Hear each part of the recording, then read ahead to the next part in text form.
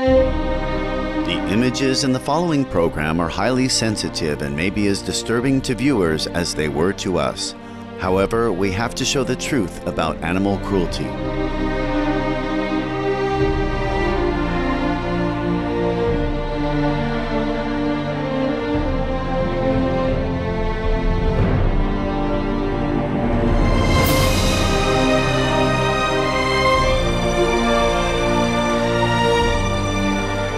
Considerate viewers, this is the Stop Animal Cruelty series on Supreme Master Television.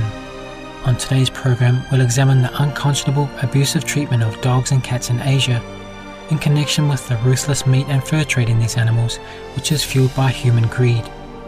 We also look at some of the ways our homeless feline and canine friends experience cruelty in the region. Many stray animals in Asia face a horrible fate. It is important to note that the terrible way these homeless ones are treated is not unique to this area or any one Asian country, but abuse occurs around the world.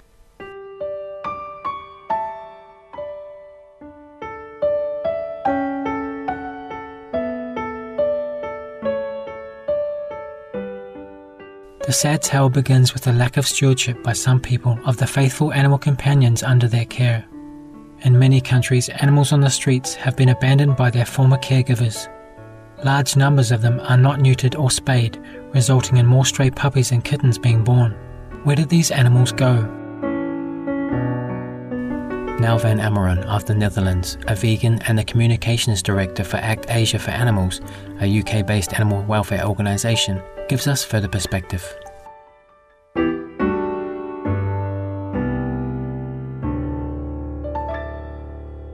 Stray animals is a very common problem in Asia.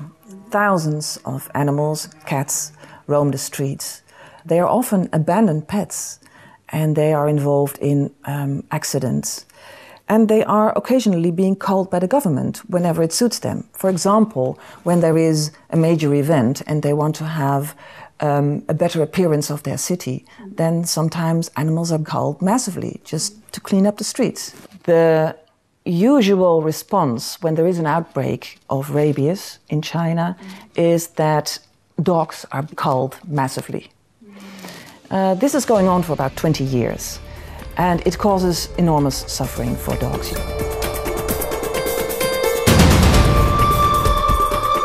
Culling is a systematic killing of animals, typically for so-called population control or public health measures. Culling has no place in our modern world, yet around the globe it still occurs in many countries.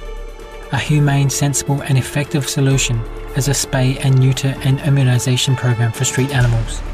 One of the biggest recent canine massacres took place in 2006, when dogs in China were blamed for several fatal cases of rabies. Whether or not they had already been inoculated against the disease, nearly 55,000 dogs in the streets across the country lost their lives to supposedly control the spread of rabies. In May 2009, blood filled the streets of Hangzhou, a city in Shaanxi province in central China, as approximately 20,000 canines were again senselessly killed in the name of rabies control. Normal people go out in the streets with poles and sticks, and in a sort of panic reaction, they start to beat and cull every dog which is inside, whether it's a pet, whether it's a vaccinated dog, or whether it's a stray dog. They're just literally clubbed to death. This causes tens of thousands of dogs to be beaten to death every year.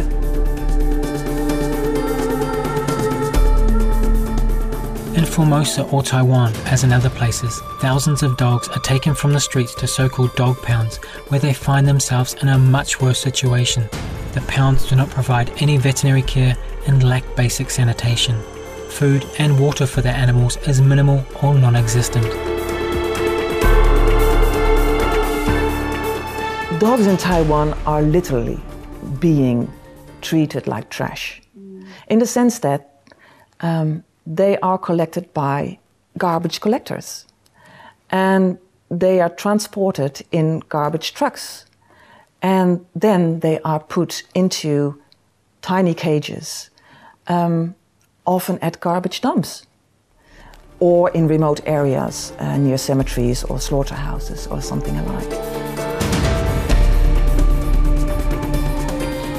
The waste management department on the island doesn't have proper facilities to shelter the canines, so regardless of the condition, they are locked up together in very small cages.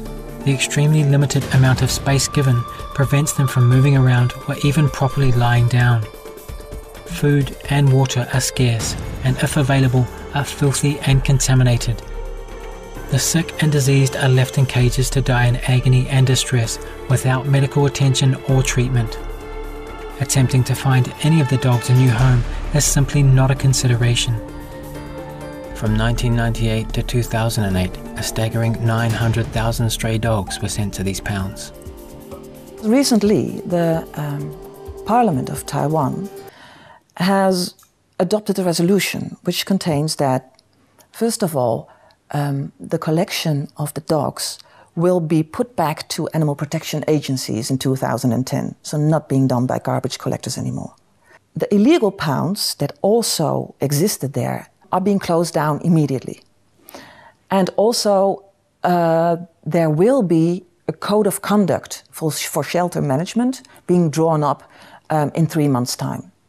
So that's a big result and a great success. But still, we feel we can't sit back and wait, because currently there are still tens of thousands of dogs living in these garbage dumps. When Stop Animal Cruelty returns, we'll focus on how dogs and cats in Asia are savagely exploited for their meat and fur. Please stay tuned to Supreme Master Television.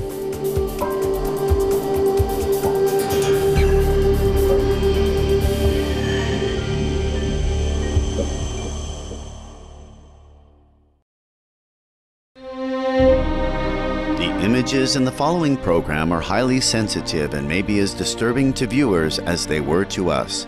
However, we have to show the truth about animal cruelty. There are these horrifying stories where they want to improve the taste of meat just by beating the animals. Unfortunately, it is common practice.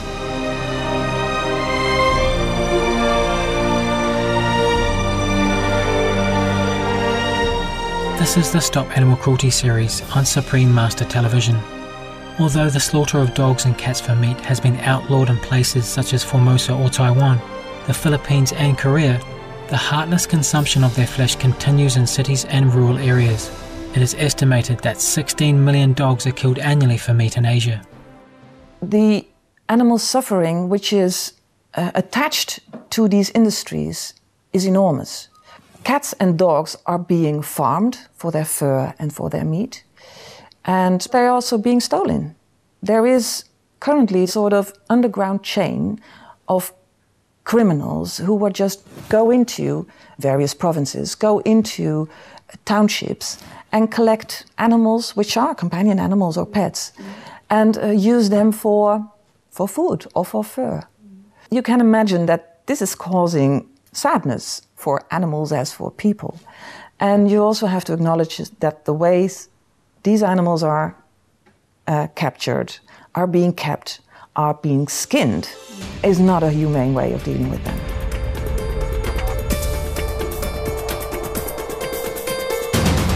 Aside from stealing animal companions, these ruthless traders also operate breeding farms where dogs and cats are raised in tiny, sordid cages without adequate food, water or care. They are sold to dealers who auction them off for slaughter. In China, some breed the gentle giant St. Bernard dog, known for its rescue work, with local dogs, as the pups grow fast and can be sold at the tender age of 4 months for meat. Homeless dogs and cats wandering on city streets are prone to being rounded up and sold to those who will murder them for their flesh as well. In some areas, dogs are shockingly hung or chained in front of restaurants, waiting to be purchased and slaughtered on the spot for their flesh. In Korea, dogs and cats that are killed for meat endure prolonged, painful deaths. One method used is that the canine is choked to death and then burned with a blowtorch. There is a senseless belief that making dogs experience high levels of fear and stress prior to their killing enhances their meat's taste. Thus, the victim is purposely strangled in front of other dogs. Dogs may be horrifically hacked into pieces for stews, and cats may be sickeningly blended to make cat juice. Another outrageously cruel business arising from the dog and cat trade is fur production. The non-profit animal welfare group, the Humane Society of the United States, estimates that annually 2 million innocent felines and canines are bludgeoned, hanged, strangled with wire nooses, or sliced open to bleed to death so that their fur can be turned into coats, accessories such as gloves and hats, or fur-trimmed products like toys. In all cases, the fur can be easily replaced with humane synthetic materials. Dogs and cats bred for fur in China are often raised in frigid warehouses in the northern part of the country, where the freezing climate forces the animals to grow a thicker and thus more profitable coat. The lives of approximately 24 cats or 12 dogs are tragically ended to produce a single fur coat. These products are deliberately mislabeled as fur from other species and placed on the international market where they are sold to unsuspecting customers in retail stores at high prices. Of course, no amount of money can undo the unfathomable cruelty inflicted on the animals or bring back their lives. Some of the misleading labels used for cat fur are katzenfelle and goyangi, and dog fur may be called gay wolf, guppy or sobaki.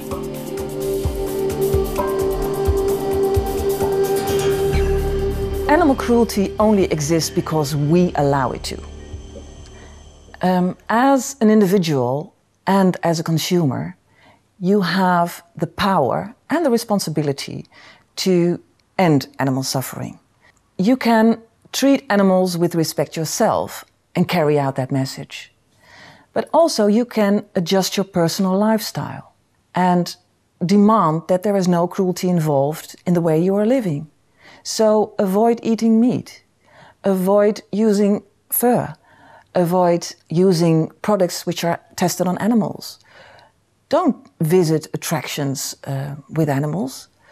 And if you have a pet or you want a pet, don't support the pet trade industry and go to your local shelter. These are things which you can do yourselves.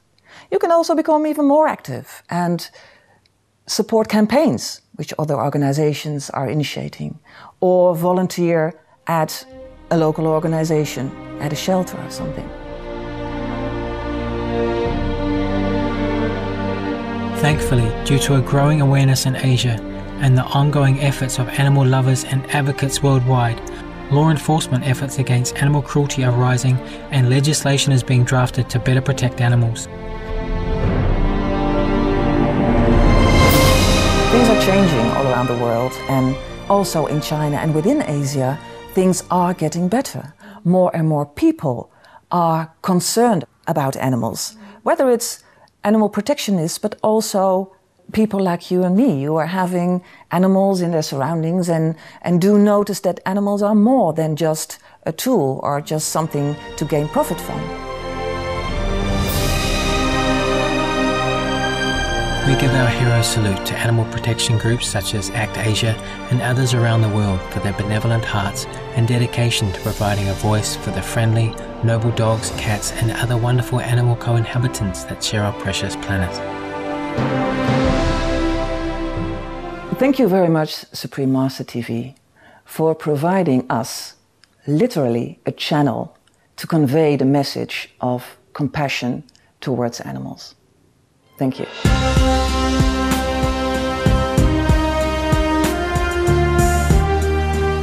Be veg, go green and save our planet.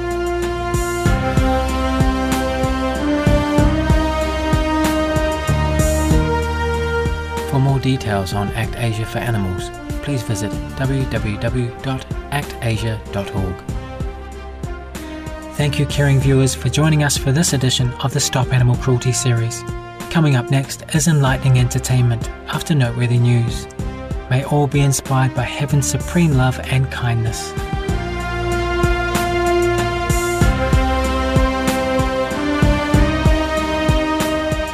For more details, please visit www.suprememastertv.com/stop-animal-cruelty.